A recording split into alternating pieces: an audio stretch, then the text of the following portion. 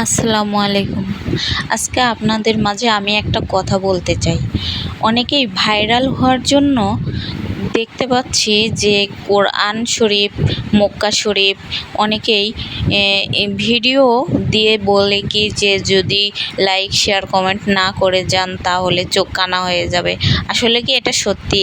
তারা যে ভিডিও করিচ্ছে ঠিক আছে, আপনারা ভিডিও করেন, কিন্তু আল্লাহ তাআলার এই জিনিসগুলো কেন আপনাদের তুলে ধরা লাগবে?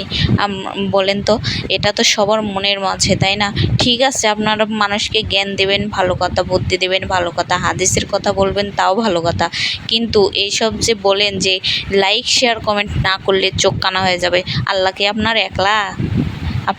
আপনাদের তো একার না আল্লাহ। আল্লাহ জানে যে কাকে কি শাস্তি দেওয়া লাগবে। তা আপনি বললেই তো আল্লাহ তাকে শাস্তি দেবেন না। আল্লাহ নিজের ইচ্ছাই আল্লাহ শাস্তি দিবেন। আল্লাহ জানে যে কাকে শাস্তি দেওয়া লাগবে আর না লাগবে। বুঝছেন?